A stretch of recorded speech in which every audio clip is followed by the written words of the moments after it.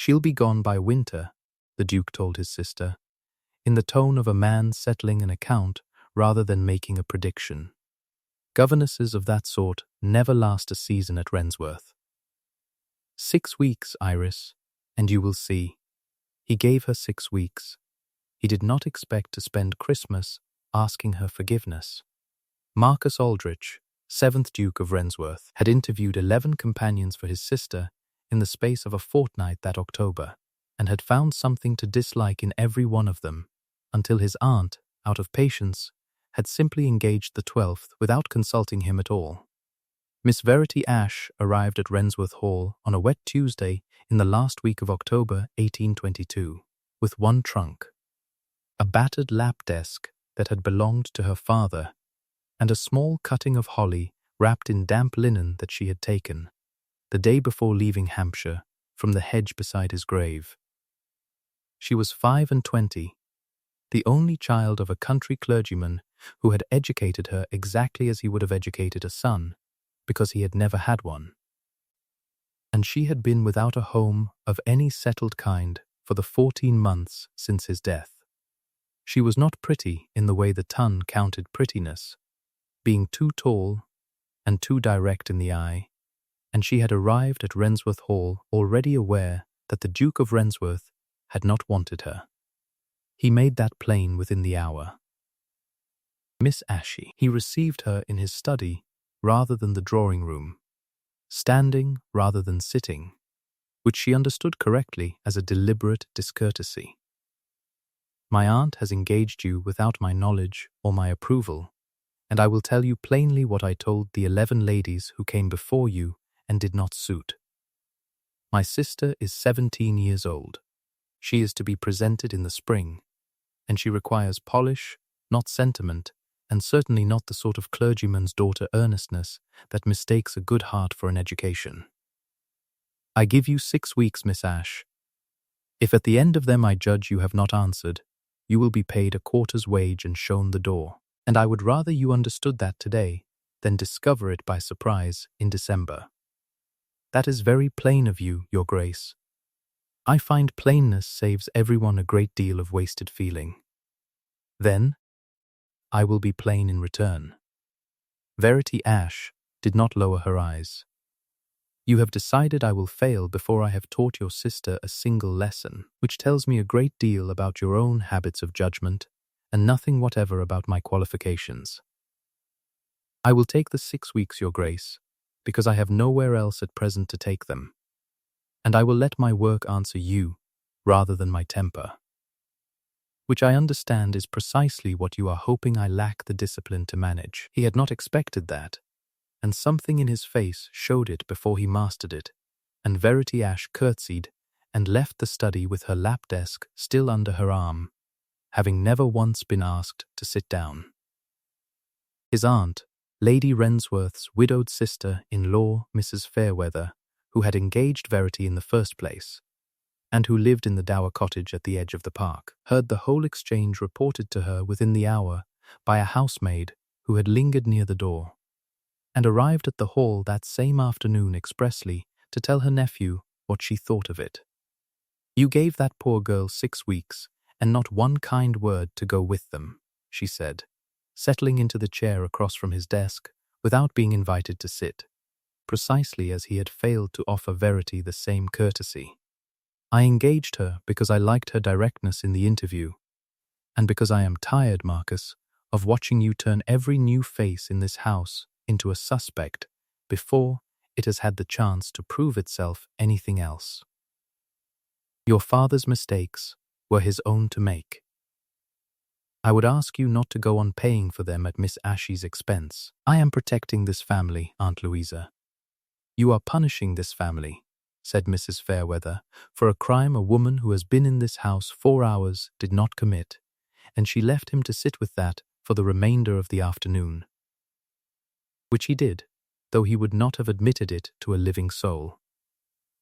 The narrator will explain, briefly, the wound beneath the coldness, because a man does not arrive at such certainty out of nothing.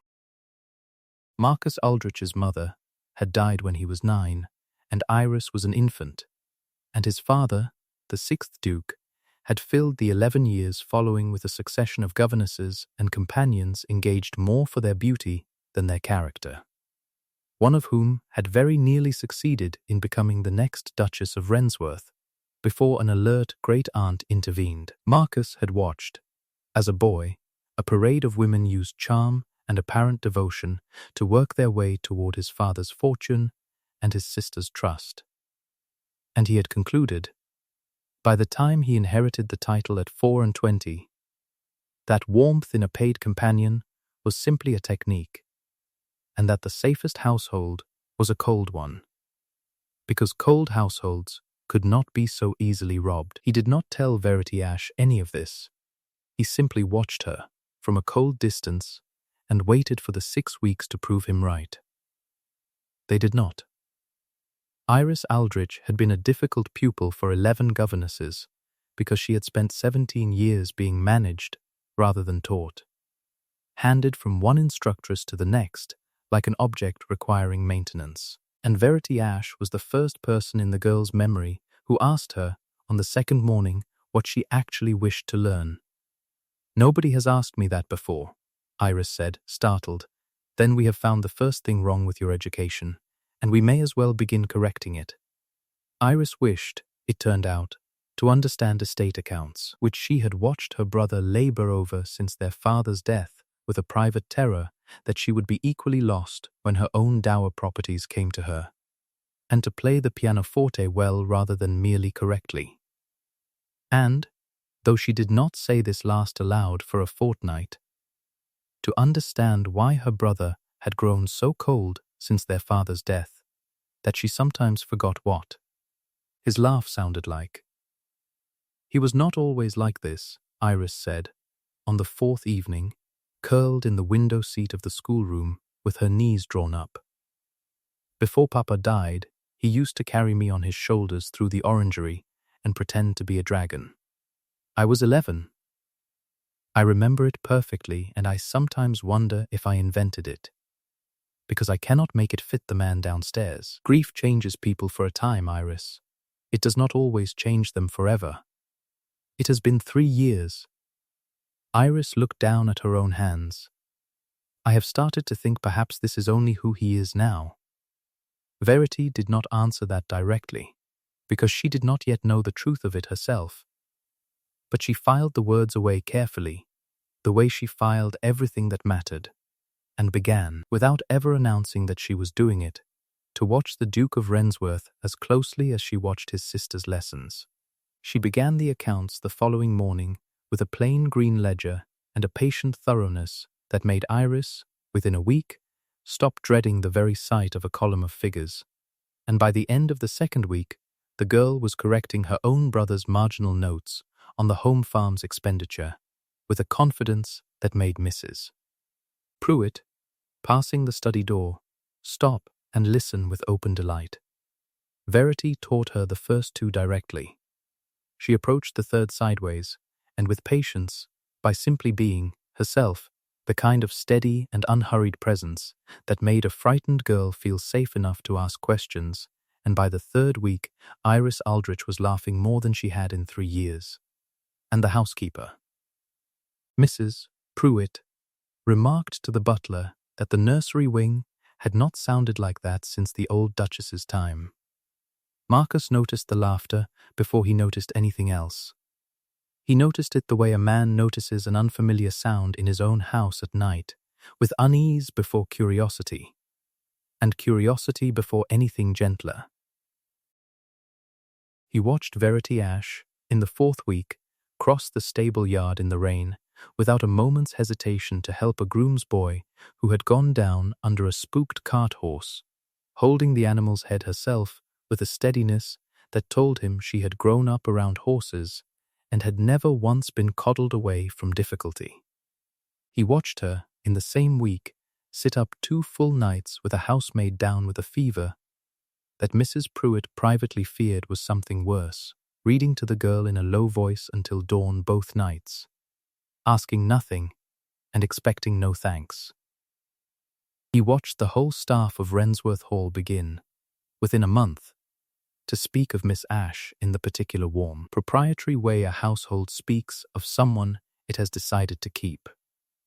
He found himself, one evening in that same fourth week, standing longer than necessary in the corridor outside the nursery wing, simply to hear the particular cadence of her voice reading aloud through the door. A thing he had not consciously decided to do, and could not, once he noticed himself doing it, entirely explain. He did not soften toward her outwardly. If anything, he grew more careful in her presence, because every quiet proof of her worth felt to him like an argument being won against him by a woman who had not, in his private accounting, yet earned the right to win it. And he had spent 11 years learning to distrust exactly this kind of steady, well-liked competence in exactly this kind of household position. In the third week came the harvest supper the tenants of Rensworth held every November in the long barn behind the home farm, an occasion the 6th Duke had attended faithfully every year of his life, and which Marcus, since his father's death, had taken to sending his steward to represent in his stead, judging his own presence an obligation rather than a pleasure. Verity went, because Iris begged to go, and because a companion's duty extended to chaperoning wherever her charge wished to be seen, and within an hour of arriving she was drawn into the dancing by the miller's eldest son, who could not have been more surprised by her willingness, and by midnight she had danced with half the tenantry, admired every farmwife's preserves with what everyone agreed was genuine rather than polite interest, and settled a dispute between two boys over a fiddle tune with a fairness that had both their fathers still discussing it a week later. Marcus arrived unannounced at 11, having changed his mind at the last hour for reasons he did not examine, and stood in the doorway of that barn for a long moment before anyone noticed him, watching a room full of his own tenants laugh and dance around a woman he had told, 3 weeks before, that she would not last the season. Your Grace. Old Mr. Hollis, who had farmed Rensworth land for 40 years, and buried 2 duchesses' worth of respect, along with his own wife, came to stand beside him with a cup of cider in each hand, and gave one to Marcus without being asked. Miss Ashe sat with my Sarah 2 whole nights when the fever was on her, and never once sent word she expected thanks for it. There is not a family in this barn tonight that has not got some kindness of hers to set against your father's memory, and I will tell you plain, Your Grace, because I buried your own father, and I reckon that earns me the right, this house has needed somebody like her in it a good deal longer than 6 weeks. Marcus said nothing to that, because there was nothing in him yet ready to say. But he watched Verity Ashe cross that barn floor with his sister's hand in hers, laughing at something Iris had said, entirely unaware she was being watched at all.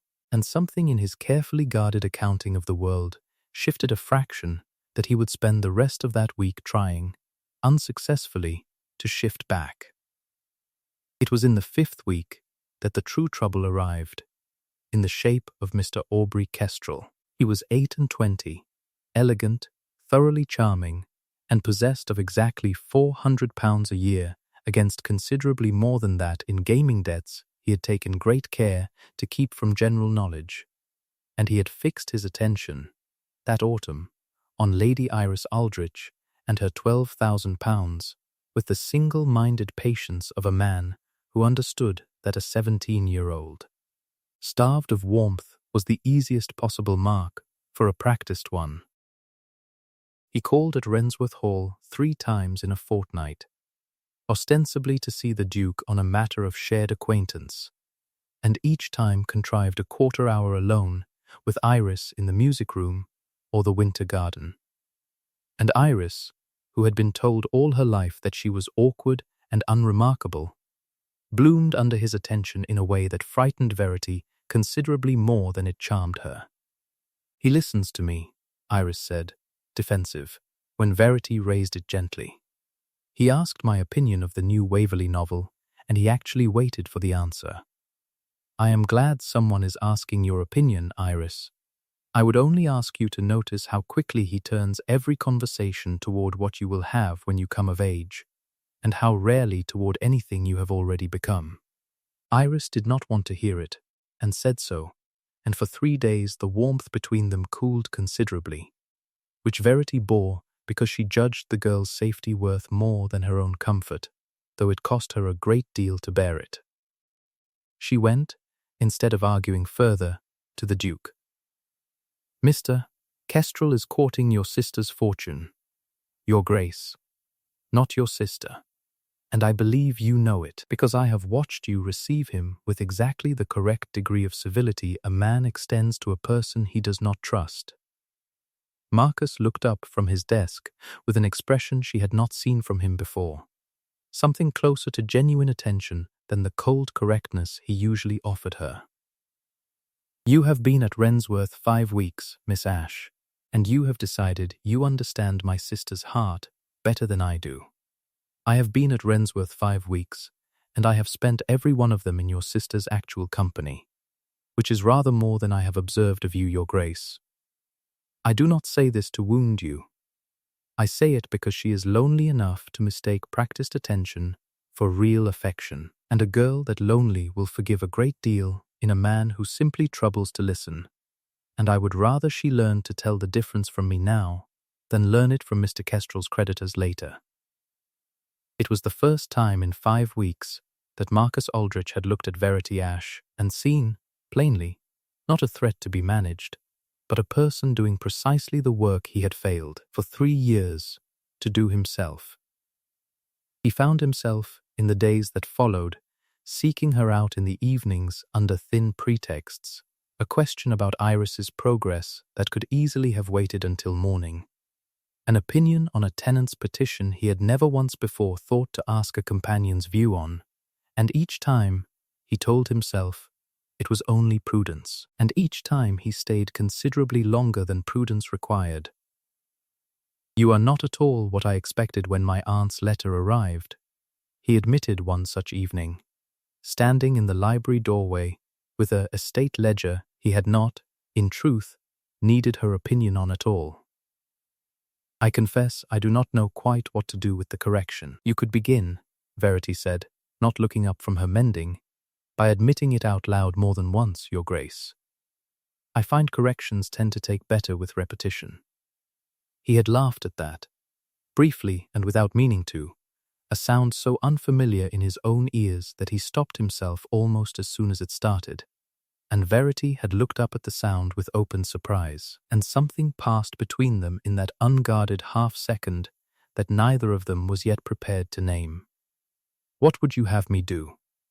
Investigate him properly, rather than merely disliking him on instinct, and then tell your sister the truth of what you find, rather than simply forbidding the acquaintance? Because forbidding it will only make him more romantic in her eyes. She needs facts, your Grace, not a wall." Before the 6th week arrived, the week that would decide, by the Duke's own stated terms, whether Verity Ashe stayed at Rensworth Hall at all, Mr. Kestrel made his move, and it was considerably bolder than either of them had judged him capable of. If you have stayed with this story this far, stay a little longer, for what comes next is the part that changes everything. Marcus set his own steward the task of writing quietly to Kestrel's bankers and to 2 clubs in London, and the answers that came back in the first week of December confirmed everything Verity had suspected, and a good deal she had not. Debts approaching £3,000, a prior entanglement with an heiress in Shropshire broken off the moment her guardian discovered his circumstances, and a pattern, traceable across 4 years, of exactly this particular courtship, repeated with exactly this particular patience. The particulars, once gathered, were damning in a way that left no room for a gentler reading. 3 separate acquaintances confirmed the debts. A 4th confirmed the broken Shropshire engagement, and a bank clerk, discreetly and expensively persuaded, produced dates that matched Kestrel's Rensworth visits to the very week his creditors had begun pressing hardest. Mr. Kestrel called that same afternoon, unaware his ruin had already been posted to Rensworth Hall by the morning mail, and Marcus received him alone in the study with a coldness Verity recognized, hearing of it after, as the very same coldness he had once turned upon her. Except that this time, she understood, it was being spent exactly where it belonged. "You will not call at Rensworth Hall again, Mr. Kestrel," Marcus said, laying the London letters on the desk between them without further comment. "And you will not write to my sister. And if I hear you have attempted either by any means whatever, I will see these particulars laid before every hostess in London who has ever opened her doors to you. I do not make that threat lightly, and I do not intend to make it twice." Kestrel's practiced charm did not survive contact with the letters on that desk, and he left Rensworth Hall within the hour and did not return. He might have simply forbidden the acquaintance with this evidence in hand, which was his instinct. He did not stop there. He went, instead, to Verity before he went to his sister, which was itself a departure he did not examine too closely.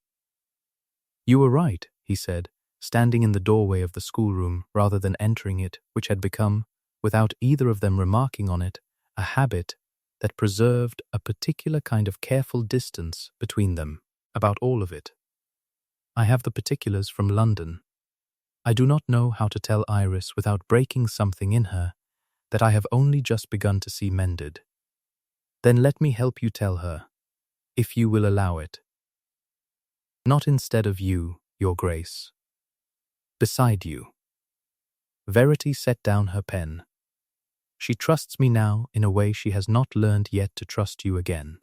Not because you have done anything wrong toward her, but because grief made both of you careful in ways that have kept you at arm's length from each other for 3 years. I would like to help close that distance rather than simply deliver bad news and leave the two of you to manage the aftermath alone." They told her together, that same evening, in the drawing room, with the actual letters laid before her rather than a bare assertion.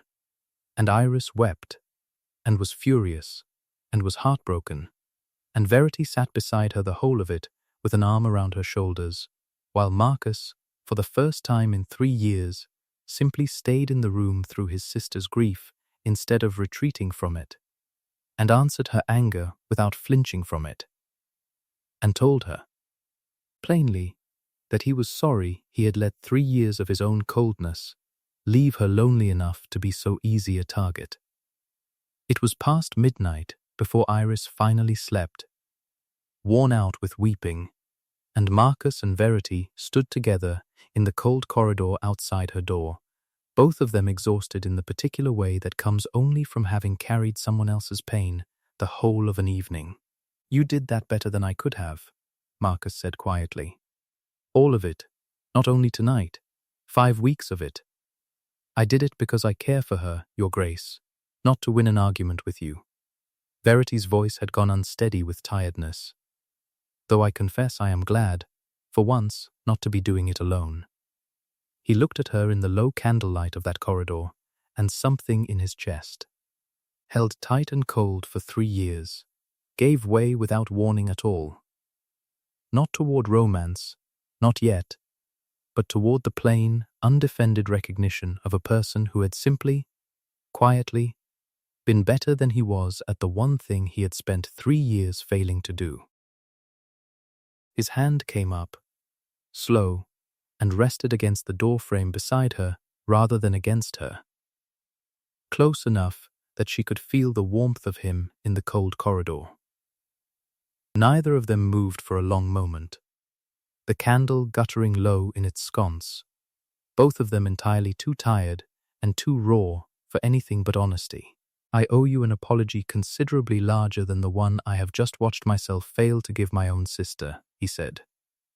"I told you 6 weeks because I expected you to fail, Miss Ashe, and I find I cannot account, tonight, for how thoroughly wrong I was, nor for how little I want the 6 weeks to actually end.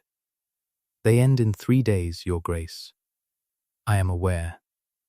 His jaw tightened. "I do not know how to unsay 3 years of a policy I built to keep this house safe, in one corridor at midnight to a woman I have treated coldly since the hour she arrived. I only know that I do not want you to leave it. For a long moment it seemed the whole exhausted evening might tip towards something neither of them had yet given themselves leave to want. The candle guttering lower still. Her breath and his both gone unsteady in the quiet corridor. Neither of them closed the last small distance between them that night. He stepped back instead, deliberately, because the hour was late and the grief in the room behind them was still raw. And he understood, with a clarity that startled him, that whatever this was deserved a better beginning than the exhausted wreckage of a hard evening. "Not like this," he said quietly. "Whatever I mean to say to you, Miss Ashe, I would have it said properly, in daylight, and not borrowed from tonight's sorrow." The 6th week ended on the 9th of December, and Marcus Aldrich did not dismiss her. He did, instead, a thing considerably more difficult for a man of his particular pride. He called the whole household together in the great hall. Mrs. Pruitt, the butler, the grooms, the housemaids, Iris, and Verity herself, and said, in front of every one of them, that he had been wrong about Miss Ashe from the first hour of her arrival, and that he wished it known plainly that she was to remain at Rensworth Hall for as long as she wished to stay, on whatever terms she named. "I gave you 6 weeks expecting you to fail," he said, looking at her directly across that hall.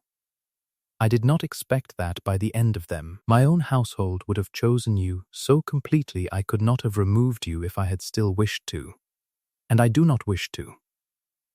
I do not think there is a soul under this roof, myself very much included, who has not come to depend on you in some fashion these 6 weeks, and I would count it a very great loss to lose you now for the sin of my own poor judgment in October."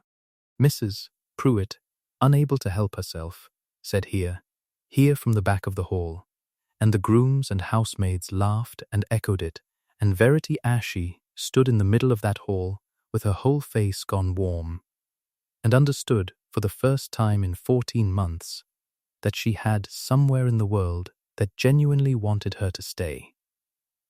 Old Mr. Hollis, who had come up from the home farm that morning on a pretext of estate business and had in truth simply wanted to be present for it, called out from the back that he had told the Duke as much 3 weeks before in a barn full of cider, and the hall laughed, and even Marcus, standing at the center of it with his own household's plain affection, turned so thoroughly against his former judgment, found he could laugh at himself along with them. It was not, however, quite the whole of the story, and the narrator will set down honestly that a public apology and a quiet corridor were not, on their own, sufficient to answer everything that stood between a duke and a paid companion. There remained, still, the plain and considerable difference in their stations. A fact neither of them pretended away, and it was Verity herself who raised it, a week later, in the winter garden where the holly cutting she had brought from Hampshire had, against the season's cold, taken root and put out its first small green shoot. "You have apologized beautifully, Your Grace, and I believe every word of it, but I would ask you to consider, before either of us says anything further, precisely what it costs a duke to be seen courting his sister's former companion, and whether that cost is one you have actually weighed, or merely one you are presently too grateful to notice." "I have weighed it." Marcus knelt beside her at the small bed of holly. "My aunt will disapprove for exactly as long as it takes her to see how happy Iris has become, which I judge to be about a fortnight. The wider tongue will talk, and then talk of something else, because it always does. I am 28 years old, Miss Ashe, and I have spent 3 of those years building a cold house to keep it safe from exactly the kind of woman my father's household taught me to fear. And I have just watched that same house choose, unanimously and without my prompting, the one woman who never once tried to win it. I find I am not frightened of what it costs me to court you. I am frightened only of what it costs me if I let my own pride talk me out of it." Verity Ash looked at the small green shoot of holly, rooted now in Rensworth soil, and then at the Duke kneeling beside her in the cold garden, entirely unguarded for the first time since she had met him. "Then ask me properly," she said, "in daylight, as you said you would. Verity Ash, will you stay at Rensworth, not as my sister's companion, but as my wife, and let me spend a great deal longer than 6 weeks, proving I have actually learned the difference between the women who wanted this house and the one woman this house wanted for herself?" She crossed the small distance of that winter garden herself, and the narrator sets that down plainly, for there was not a thing in the world compelling her to do it. What passed between them then was brief and warm despite the cold air, and what broke open in her was not triumph, but the plain unbearable relief of being chosen, entirely and in daylight, by a man who had finally learned to see past 3 years of his own careful armor. They married at the Rensworth Chapel in the following June, with Iris standing as her particular attendant, and the whole staff of the hall given places in the pews rather than left to watch from the gallery, a detail Verity insisted upon, and Marcus never once questioned. Mr. Aubrey Kestrel, exposed and thoroughly disgraced in London circles by the particulars Marcus had quietly seen distributed among the clubs that mattered, left England for the continent within the year, and was not spoken of again at Rensworth. Iris Aldrich came out that spring under her sister-in-law's steady guidance rather than a stranger's polish, and made, in time, a match of genuine affection rather than practiced charm, having learned, at 17, precisely the difference Verity had first tried to teach her. She stood as chief attendant at Verity's wedding, with a joy so unguarded that 3 separate matrons remarked afterward they had never seen the girl look so entirely herself. Mrs.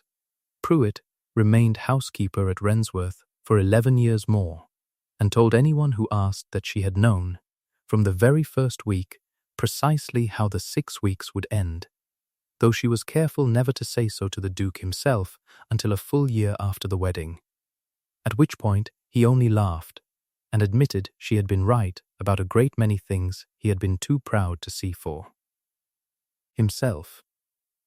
Old Mr. Hollis lived to see their eldest son christened, and told the story of the harvest supper so many times in the years between that the tenants of Rensworth eventually stopped correcting the details he had begun, harmlessly, to embellish. Marcus never again sent his steward to the November supper in his stead. He and his Duchess walked down to the Long Barn together every year of their marriage, and it became, in time, the one engagement in the Rensworth calendar that neither of them would have missed for any commitment London could offer. And Mrs. Fairweather, when she was very old, liked to remind anyone within earshot that she had told her nephew exactly how it would end, on the very first afternoon, and that he had been too proud that day to believe a word of it. The holly cutting from a Hampshire churchyard grew, over the years, into a hedge along the edge of the winter garden at Rensworth Hall, cut fresh every December for the great hall's mantel. And Verity Rensworth told her own children, when they were old enough to ask why that particular hedge mattered more than any other in the garden, that it had come with her the year she was given 6 weeks to prove herself, and had simply, quietly, refused to leave, and that she had, in the end, done exactly the same.